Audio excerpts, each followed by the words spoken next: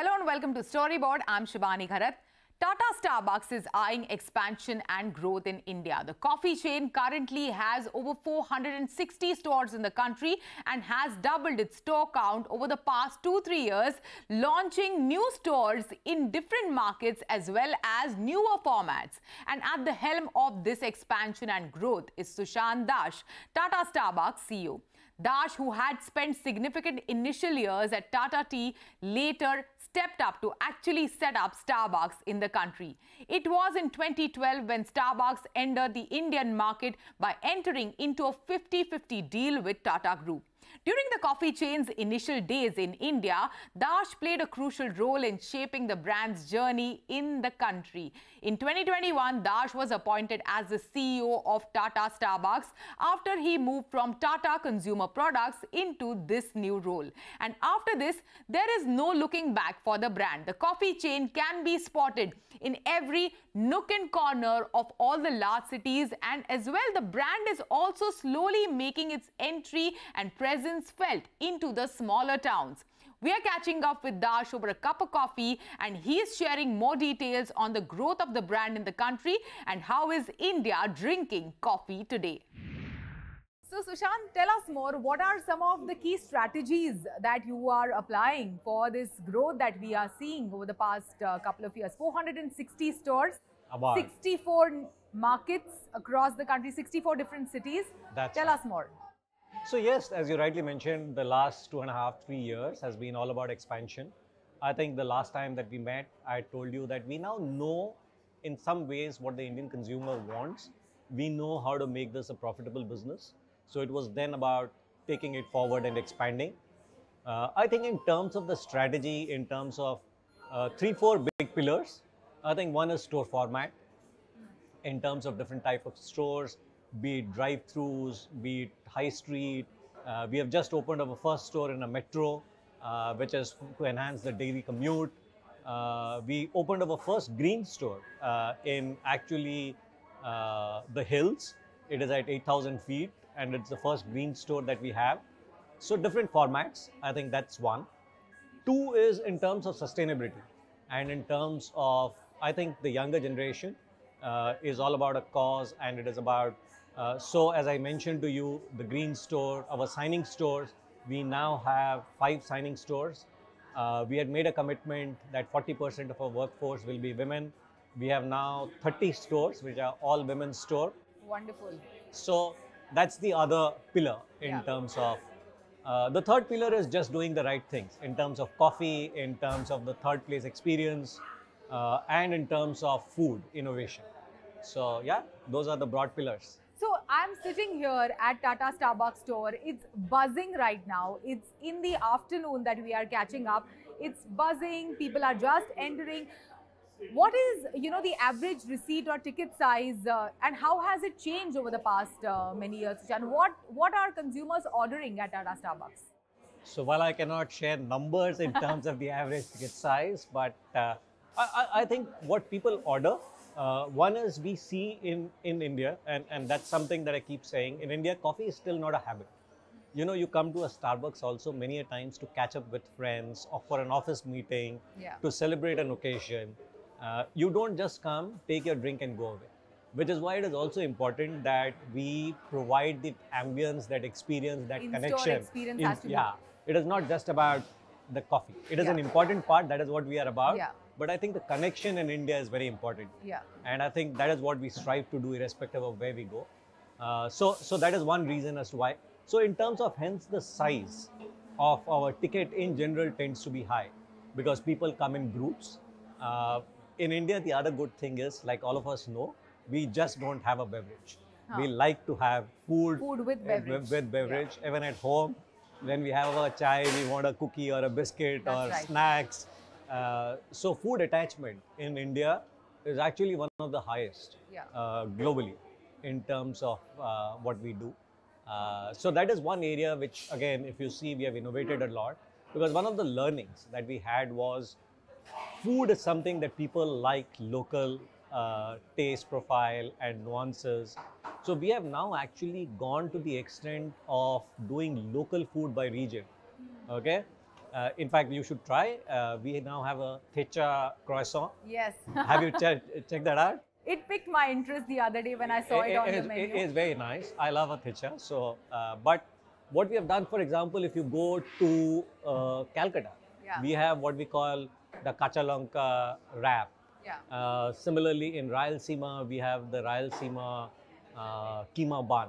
So every region has a different cuisine to celebrate the local nuances, Indian flavors, along with the global international favorites Yes. like your blueberry muffins and the cookies and That's the right. croissants. So that's the other part of expansion. Yeah. And how do you go about whenever you are thinking of this food innovation that we just spoke about? How do you go about knowing that okay, this would probably work for this market? What are some of the things? What is the strategy there?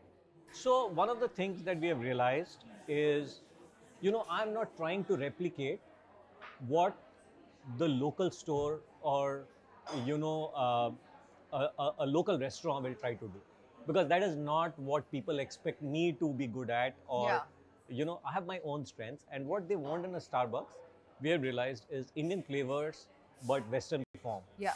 So for example, so you will not be selling a samosa, let's say, for example, yeah, but or a vada pav. I might do a slightly different twist. So I have a potato puff in a turnover form. Yeah. Okay, so I might do that, which has the Yeah. taste maybe of a samosa, but it looks very different. And because I cannot compete with a guy who is doing the samosa, and that's the truth. And two, people won't come to a Starbucks to have a samosa. They have the local joints where they will go for a samosa or a vada pav or a misal, right? So that's the idea. In terms of what works, I think we have a large category team, a lot of consumer work. We're continuously doing that. So to give you a number, last year we introduced 62 new items. So you keep refreshing. In food, one of the things is you cannot have the same food. You will need to keep introducing, and you need to keep taking out stuff. So, and we will do regional variations. We will have favorites. So for example, this freshly assembled sandwiches that we have just launched it 2 weeks back. You will see a new set of sandwiches coming in maybe in 2 weeks time again. Then you will have Diwali. We will do a lot which is for Diwali, specific to so food India. is closer to the local flavors That's of right. that particular region. But what about beverages? Beverages more or less stay consistent around the country is what I have seen, at least whenever I have traveled to different Starbucks. How do you know that, okay, whenever you're coming up with a new beverage innovation, it might just be accepted by the consumer of the country? What is your test market to understand that? So we do quite a bit of that again. But as you rightly said, when it comes to beverage, most of the beverage innovation follows what we would do globally. So one is obviously the hardcore items, right? Be it your cortados, your cappuccinos, your flat whites, with different milk alternatives and stuff like that. Correct. Then you have what we call the limited time offering. So for right now, we have the mocha cookie crumble, which is actually a returning favorite. It's a huge favorite in terms of consumers. We do usually these for 6 weeks, 8 weeks, and we keep changing it. One of the ways we realized, and actually the best barometer as to what works, doesn't work, are our partners. If our partners like something, they sell. That's my first learning. Because they will then take Give that you the extra, feedback. give the feedback. We have panels where we check flavors. There are certain things that Indians like more, let's say, than some of the other. Which is? For example, chocolate. Chocolate is an all-time favorite amongst youngsters. So a lot of drinks which are chocolate-based, we know will be a big success. But maybe a caramel won't be as much. Okay. What we have now realized is, for example, the cold brews, the refreshers. And we were pleasantly surprised. We actually tested that. We were not 100% sure whether in India the cold brew will work or the refreshers will work. They are non-dairy and they are coffee forward. Surprisingly, it worked and worked very well. They actually became nearly 14-15% of our beverage mix during summer. And we realized a lot of youngsters actually going in for them. For cold brew. As also the refreshers. Because they are colorful, they are lighter, they are food-based. So yeah. Sushant, over the past 2-3 years, not just Starbucks has expanded its footprint in India, but also a lot of newer players have entered the market. Pret, third wave coffee, so to speak. Even Costa and all, I have seen open new outlets and new stores in different places. How do you look at this competition? I think it's good. It helps to expand the category. Uh, no, that's the truth. I think, we for us, and I think it's true for every one of us. It is not about gaining brand share. It is for all of us creating the category. Coffee penetration is still 25, 26%. In terms of retail coffee, is 1/10 the size of tea. So the head space that you have in terms of the category is so high. I don't think we need to worry about competing against each other. Yeah. We will actually help each other because we will create the category. You can see for yourself in terms of, the category excitement. People are talking about it. There are no more places for people to go and try. Whenever there is a new brand, there's a new place, consumers will go. And that, to me, helps in expanding the category. Yeah, yeah. So, Shant, 3 years ago, like the number of cities that you were present in as Tata Starbucks was in teens, if I'm not mistaken. Yeah. And now you are in 64 different markets. Which ones have been the toughest to crack for Tata Starbucks, according to you? I actually don't think we have had an issue in any market. Actually, to our pleasant surprise, most of the newer markets and the so-called smaller markets do actually quite well. Yeah. And I have always said that even when I worked in FMCG, that people in India are aspirational, and even in the small town, they are willing to spend money.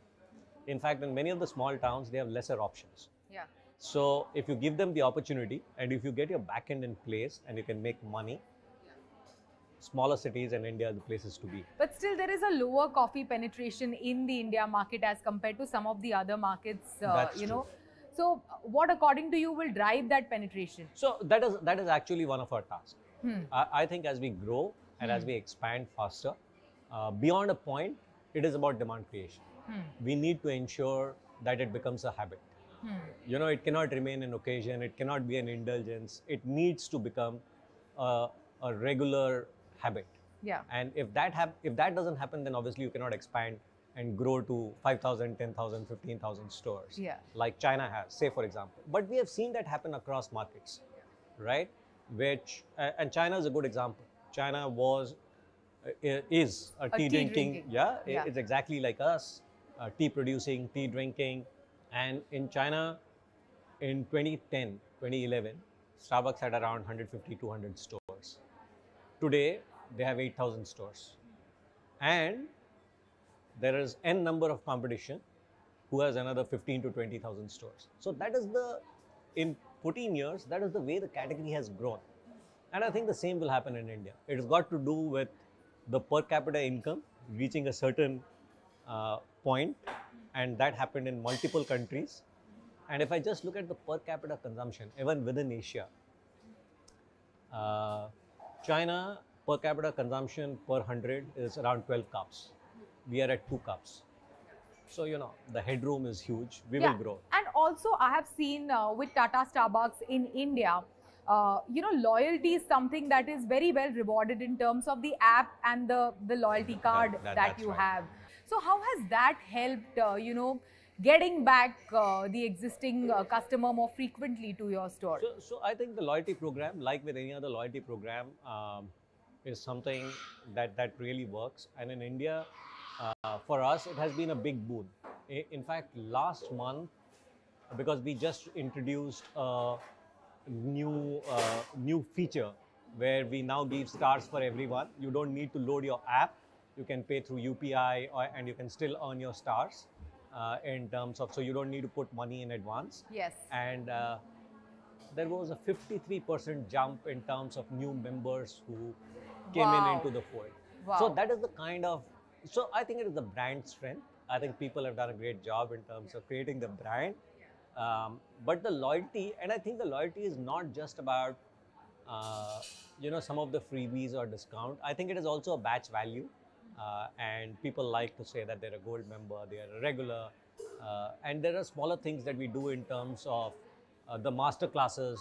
You might have seen we do the master class for many of the gold members, where we tell them about coffee and uh, how to brew coffee and stuff like that. So I think things like that also make a big difference in terms of Yeah, feel and good. you intend to open 1,000 stores by 2028.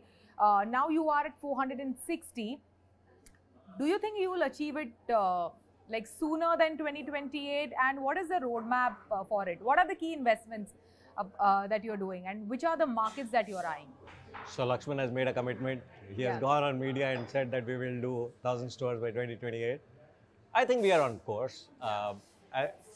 Like we were discussing, the number of stores that we're opening and the number of stores that we have opened in the last couple of years, I think gives us the confidence that we can do it. We will continue to expand into newer markets, but we will also continue to infill the current markets.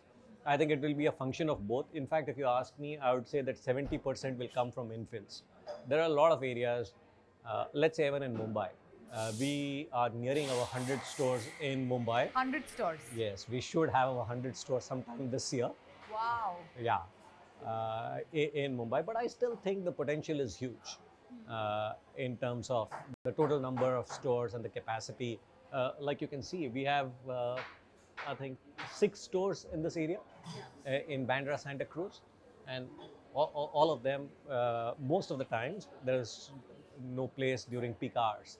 So I think there is more potential for infill of our current markets, and that would account for 70% of our growth, and 30% will come from new markets. Okay, what are some of the key trends that will shape, or what are the key insights that you have that will shape your strategy going forward? I think it's about the experience. To me, that is going to be the most important thing. The connection, and mainly as we expand, to still have that warmth, that connection that you have, and to find the right resources, the right training, and consistently do that. Yeah. I think is the challenge, and if we do that right, I think we have managed to do it well as of now. Yeah. If we continue to do that, that is our big differentiator. 2 is our coffee. I think the fact that we use the world's top 3% Arabica, sustainably sourced, I think, and international uh, in terms of the different kinds of coffee, while at the same time showcasing Indian coffee, I think is what differentiates us. So that, I think. Third is the food. Yeah. In terms of getting that balance between local and international, I think is where. So if we do these 3 things and do it consistently and do it well, I think we are. And apart from that, what are the key trends that are shaping your business in general? So I think a couple of them, like I was mentioning, I think cold beverages, Yeah. the youngsters very clearly, Yeah. fruit based. Again is a trend that we see not just in India but globally. And these days, global trends come to India much faster, Yeah. mainly amongst the youngsters. In terms of food, there is also, and also I think in coffee, there is 2 segments that are clearly emerging. You know, while coffee penetration, as I mentioned to you earlier, is 25-26% and category growth is going to happen, but there is also this connoisseur, the guys who have been exposed to premium coffee, to Yeah. specialty coffee, Yeah. and different brew methods. Yeah. And so they want to experiment, they want Yeah. different coffees, they want different brew methods, they That's want right. to. So there is that niche. Then there is people who are getting into the category, and we'll need to cater to them and the Indian taste, because they're used to boiled taste of tea and Yeah. kadak chai. So And with milk. with milk, Yeah. right? But that's we Indians. It is dessert. We boil our tea, and that's what we all love. So we will need to think through in terms of how we get that going. So I think those are the 2 ends of Yeah. the spectrum that we'll need to crack in Yeah. terms of trends. Great. And then I think the last part would be sustainability. I think mainly the Gen Z is clear. While it might not be the final point in terms of decision making, but all things being equal, if you provide for that, you have an upper hand. Sushant, thank you so much. Thanks for joining us today, and thanks for sharing these insights with us. My pleasure. Thank you for inviting me again. It is time for a short break. On the other side, we find out what is X Index and what are the top 10 brands in India according to X Index.